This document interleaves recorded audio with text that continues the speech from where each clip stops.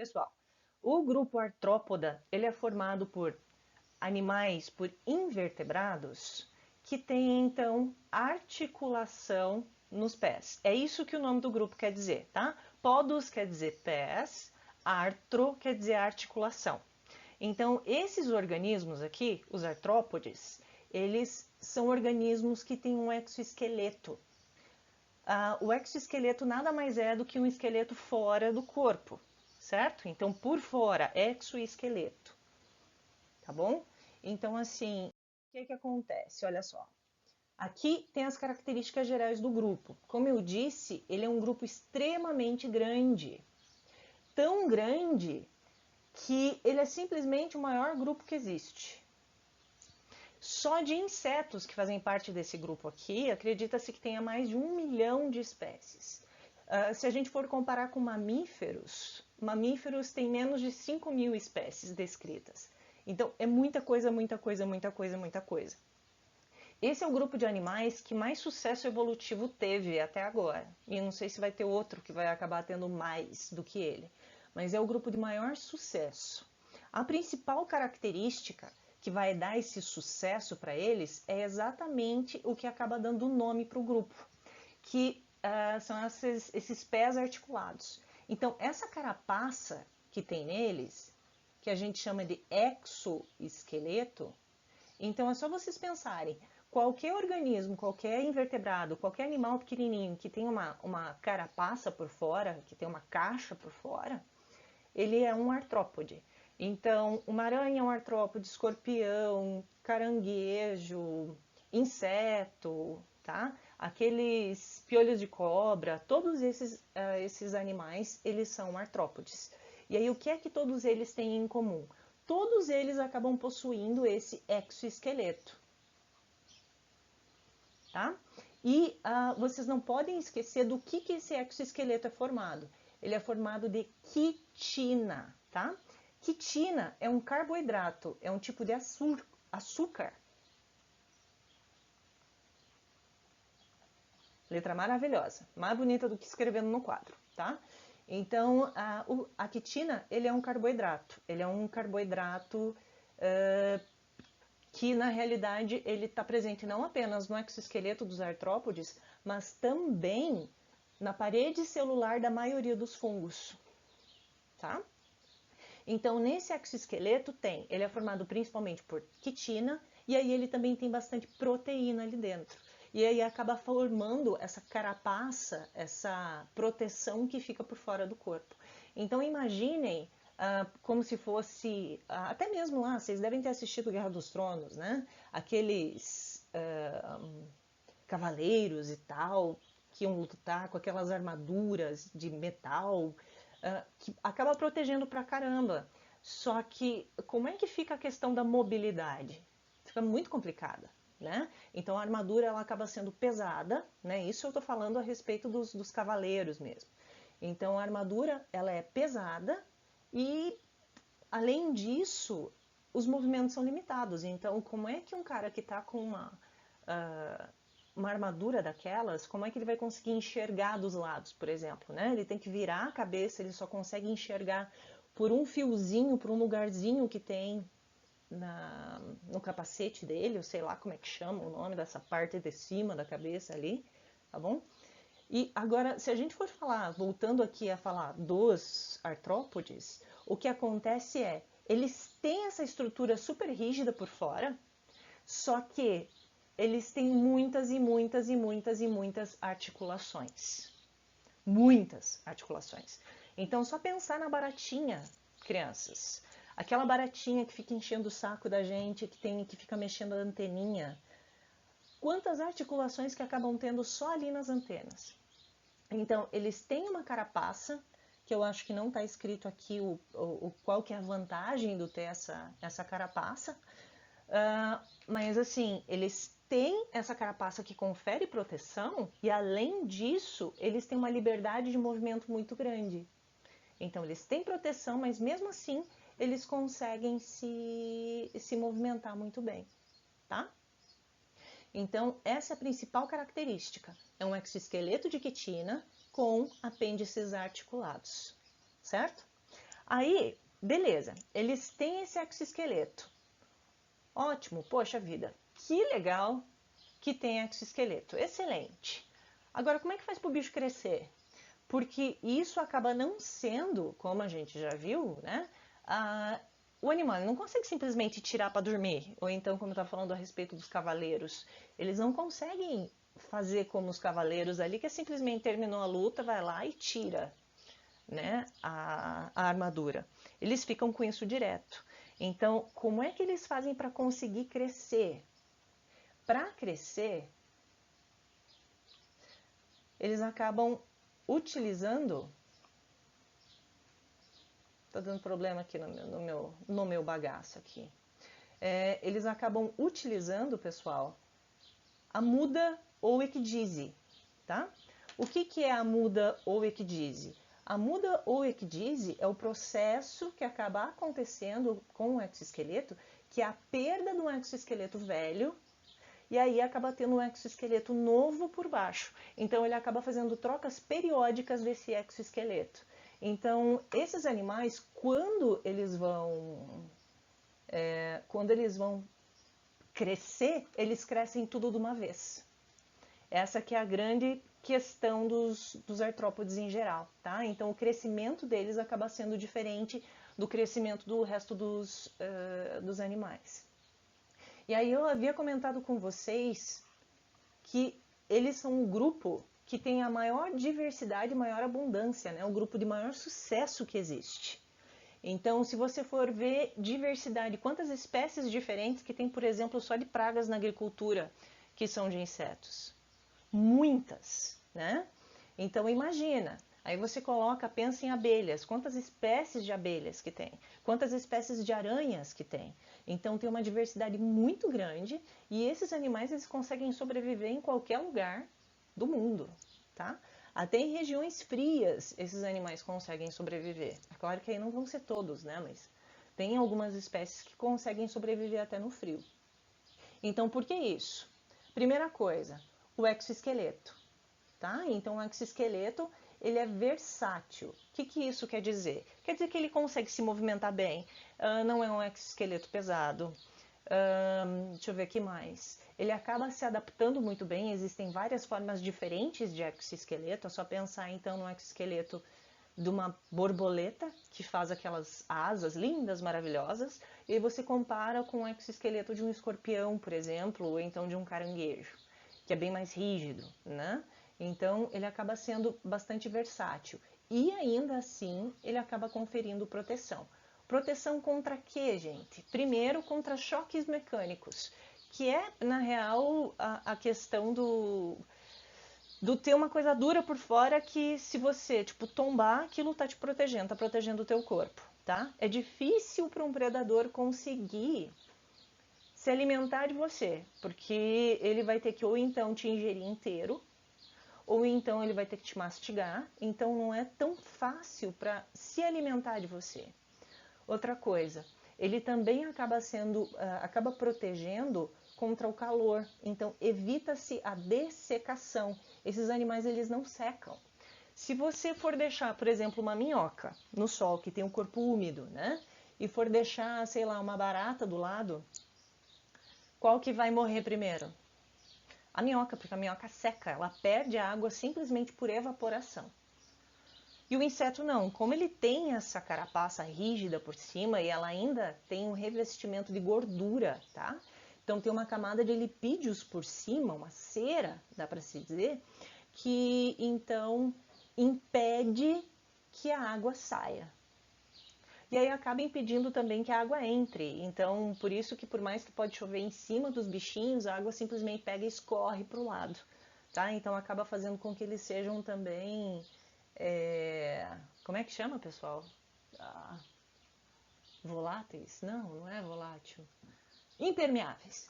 Isso. Então eles acabam sendo impermeáveis, tá? E é nessa camadinha aí também que vai ter o cheiro, vai ter os feromônios dos artrópodes. E também vai dar as cores diferentes. Então percebam como é bastante importante essa questão do exoesqueleto.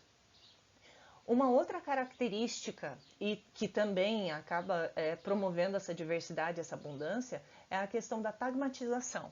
O que é a tagmatização? Vocês lembram das minhocas que a gente tinha estudado? As minhocas, elas são segmentadas, né? Olha que bonito, isso aqui é uma minhoca. Então, o que é a segmentação? É a repetição de órgãos e sistemas ao longo do corpo. Então, tem repetição de estruturas aqui. Tanta repetição que é até difícil para a gente identificar onde é que fica a cabeça e onde é que fica a parte posterior do animal, tá?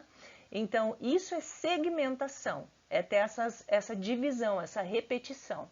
No caso da tagmatização, é uma especialização da segmentação, tá? Então, até tem uma imagem depois para mostrar para vocês, mas o que aconteceu? Ao longo da evolução, esse ancestral primitivo aqui, ele acabou tendo, aliás, não só ele, né, mas ao longo de várias gerações e tal, acabou havendo uma fusão de vários segmentos para formar estruturas chamadas de tagmas, que é como a gente divide o corpo dos artrópodes. Então, por exemplo, vários tagmas se juntam para formar a cabeça de um inseto.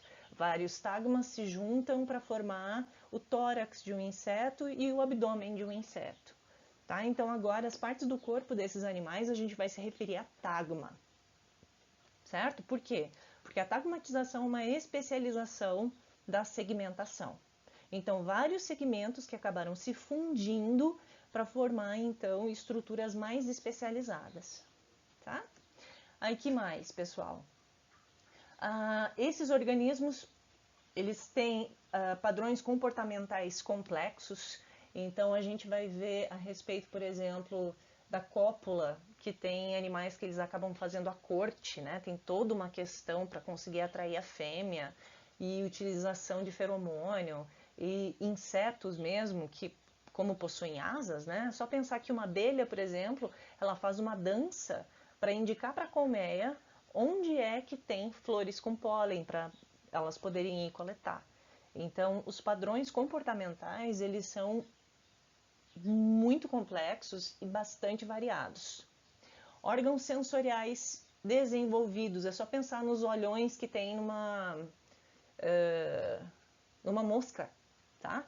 Então, eles enxergam muito bem, não todos, é claro, né? Mas eu tô falando aqui no geral, então, muitos, vamos dizer assim, acabam enxergando muito bem e acabam conseguindo perceber bem o ambiente no geral. Nossa, professora, mas como assim se eles têm um exoesqueleto rígido?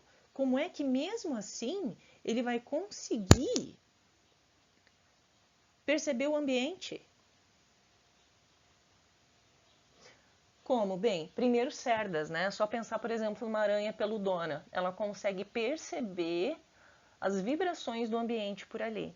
Ou então, por exemplo, os tarsos, as pontinhas das pernas dos insetos, eles conseguem perceber sabor e cheiro por ali. E inclusive pelas antenas também. Então, eles têm órgãos sensoriais bastante desenvolvidos.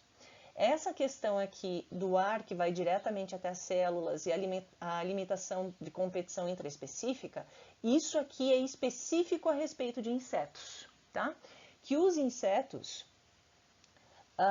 eles têm um sistema respiratório no qual o ar ele é levado diretamente para as células. Não é como o nosso, que por exemplo a gente respira, o ar ele entra até os pulmões, nos pulmões acaba havendo a hematose, o oxigênio entra no sangue e é levado pelas hemácias para os órgãos e para as células, e aí depois então o gás carbônico acaba voltando para sair pelos pulmões e ir para o ambiente, certo? Então o que acontece? Aqui o ar ele é simplesmente levado direto para a célula. Então isso possibilita o animal a produzir mais energia do que em comparação com os outros, tá? Então isso acontece, isso é padrão de insetos, mas existem também alguns animais mais evoluídos, no caso que apareceram depois na evolução, né? Como algumas aranhas menorzinhas que conseguem ter esse tipo de respiração também, tá? Mas não é padrão de todos os artrópodes. E essa questão aqui de metamorfose, que é aquela coisa assim de um dia ser uma larva e depois acabar virando uma borboleta, isso é característica de inseto e ainda só de um grupo de insetos. Então a gente vai falar mais sobre isso depois. Então aqui, olha, pessoal, que eu estava falando para vocês a questão da segmentação e da tagmatização. Então aqui está escrito, olha, um ancestral segmentado, que é muito parecido com uma minhoca, né? Então, na realidade, acredita-se que os artrópodes e as minhocas e os anelídeos acabem tendo um ancestral comum, que acabou dando origem aos dois grupos, tá?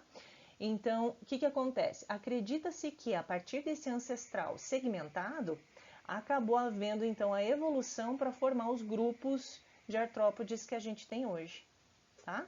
Então, aqui ele está comparando, por exemplo, um miriápoda, que um miriápoda é, no caso, um piolho de cobra, tá? Um piolho de cobra ou então uma lacraia, né, que a gente chama. Então, no caso de uma lacraia ou de um piolho de cobra, ele ainda tem a segmentação bem aparente e ele não tem uma superdivisão do corpo. Então, a gente acaba dividindo o corpo, no caso de um miriápoda, né, no caso de um piolho de cobra, a gente divide em cabeça e tronco. Mas olha, já dá para ver uma cabeça direitinho aqui, já dá para ver que ele tem antena, né? Aí aqui a gente tem, por exemplo, uma traça, tá? Que é um inseto sem asas. Wingless quer dizer sem asas. Então aqui você já consegue perceber que no caso os primeiros insetos eles não possuíam asas, né? Eles eram ápteros. Mas aqui, olha, você já consegue perceber que ele está fundindo, ó. Aqui no caso a gente tem o cinza, né? Então esses segmentos aqui, eles vão se especializando até formar a estrutura super evoluída, né? Da cabeça, por exemplo, de uma mosca, tá? Então, o que era isso aqui, a junção desses segmentos acaba dando origem então à cabeça de uma mosca. Aí aqui a gente tem 3 segmentos para formar o tórax, e aí a gente tem aqui, olha, os 10, 11 segmentos para formar o abdômen. Professor, eu preciso decorar isso? Não, você não precisa decorar isso. O que é que você precisa entender na realidade? É que a partir de um animal mais simples, assim, que só é segmentado, só tem essa divisão aqui do corpo, que tem essa repetição de órgãos e sistemas, acabou havendo uma especialização desses segmentos e que acabou formando, então, os tagmas. Certo? Então, os artrópodes, eles são tagmatizados, eles acabam tendo essa diferença nas partes do corpo. Aí eu havia comentado com vocês, pessoal, aquela questão a respeito da muda, né? Olha só, o que acontece é, aqui a gente tem uma aranha linda, bonitinha, maravilhosa, aí ela tá presa ali. Isso aqui é chamado de exúvia, tá? O que é exúvia? É o exoesqueleto velho que foi deixado para trás. Então, o que acontece? Todos os artrópodes, eles acabam tendo uma linha que a gente chama de linha da ecdise, que é uma região onde o exoesqueleto é um pouquinho mais fino, tá? E aí, ela infla, chega um momento que ela simplesmente infla, ela enche o corpo de ar e começa a expandir e quebra aquela linha, rompe aquela linha, e aí ela consegue sair então de dentro daquele exoesqueleto velho. E aí ela continua inflando até que o corpo dela atinja o maior tamanho que ela consiga naquele crescimento. Então aqui você consegue ver ó, o tamanhinho do exoesqueleto velho e olha o tamanho do animal depois da troca. Agora essa aranha ela só vai conseguir crescer novamente, aí é claro, né? Depende muito da espécie, mas só vai conseguir crescer novamente dias depois ou meses depois, dependendo do animal, tá? Então, isso aqui é chamado de muda ou ecdise. O processo é chamado de muda ou ecdise. E aí, esse exoesqueleto velho, ele é chamado de exúvia. Não esqueçam disso. E isso é comum de todos os artrópodes. Eu coloquei um videozinho aqui para vocês, eu não sei se eu vou conseguir mostrar. Deixa eu ver como é que eu faço aqui.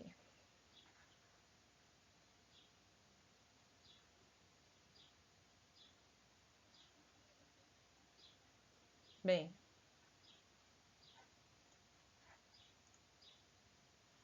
eu não estou conseguindo mostrar aqui para vocês, mas depois eu vou deixar disponível para vocês o vídeo da baratinha linda, né? Que a gente tem uma baratinha e ela vai trocar de exoesqueleto. Ela é uma ninfa ainda, tá? Então, uma ninfa de barata é um juvenil, tá? Então, ele não é adulto ainda. E o que não é adulto não tem asa, tá? Então, aquelas baratas que você vê com a asa bem curtinha, ou então que não tem asa, é porque é uma criancinha ainda, tá? Ah, lembra que eu falei da quantidade de articulação que tem na antena? Olha só, quanta coisa que tem aqui na antena, quanta articulação que acaba permitindo então a movimentação. Olha o olho da barata aqui, tá? Olha as partes bucais, as peças bucais da barata. Olha só todas as articulações que tem aqui nas pernas, tá? Mas daí eu quero, por favor, que vocês vejam esse videozinho depois, dela trocando o exoesqueleto, certo? Que daí vocês vão ter uma noção bem boa de como é que isso aqui acontece. The most revolting insect for many people is the cockroach. It is believed to spread diseases for the filthy habit of living in big numbers in sewage systems. This is the American cockroach, although it can be found all over the planet. This organism can survive weeks without food or water, which makes it extremely resilient to conditions that would kill other creatures. From the almost 4,000 species in the world, most of them live in warm places. The American cockroach also prefers this kind of environment. It has a gradual metamorphosis. The juvenile is identical to the adult except for the lack of wings and genitals. It inflates its body to increase its size once it has broken the exoskeleton. É claro que esse processo acaba demorando um pouco.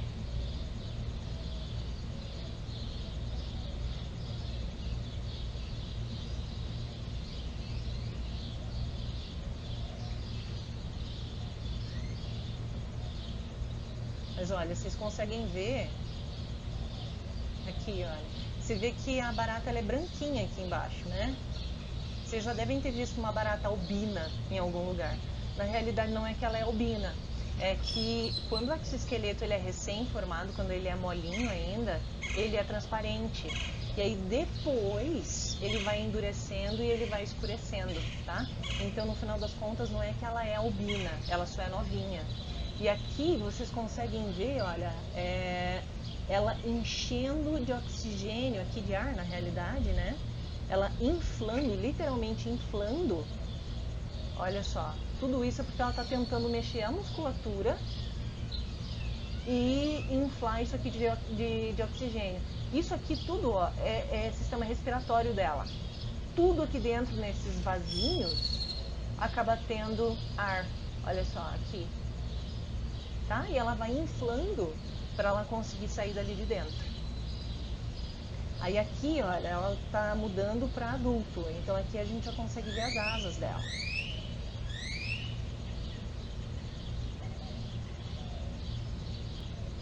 E aí, no caso, é um processo mais rápido, só para mostrar para vocês.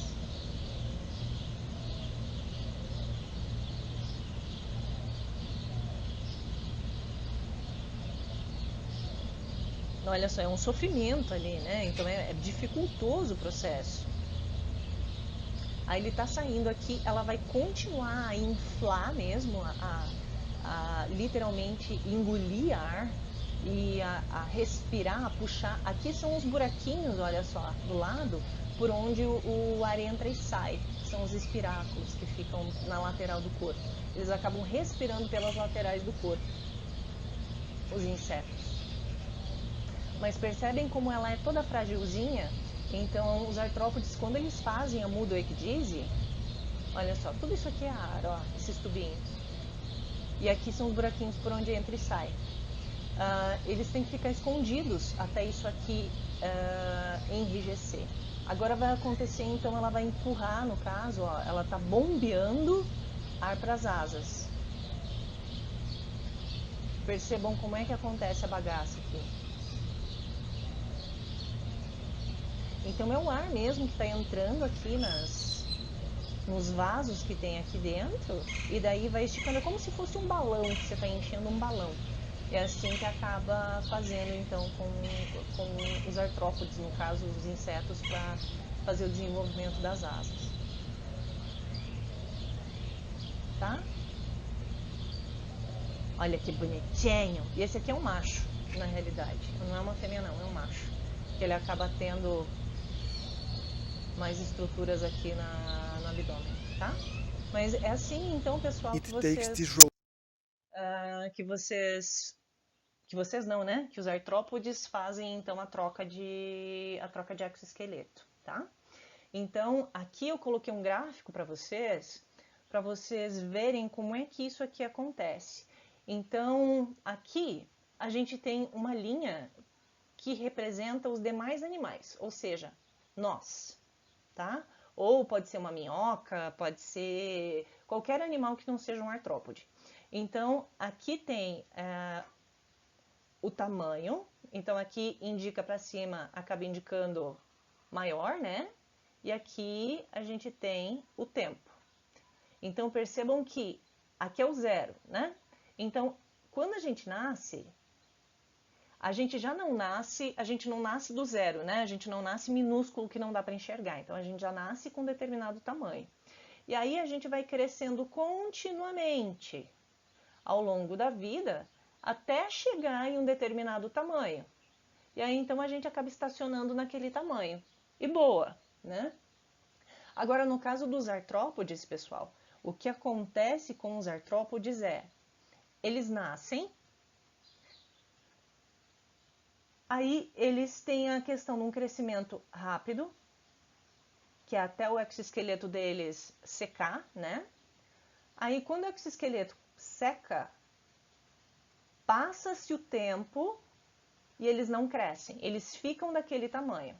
Então, nesse momento aqui, é quando acontece a muda ou ecdísia, quando eles trocam de exoesqueleto. No momento que eles trocaram de exoesqueleto, eles crescem super, hiper, mega, ultra power rápido, que é o que a gente viu ali na questão da aranha e também da barata, tá? Então, ele vai ter aqueles momentos, aqueles minutos, hora, de repente, para conseguir crescer, depois que secou, enrijeceu o exoesqueleto, fica parado de novo. Ele não cresce mais, tá? Aí acontece a muda, que é essa perda do exoesqueleto velho, e aí ele cresce de novo.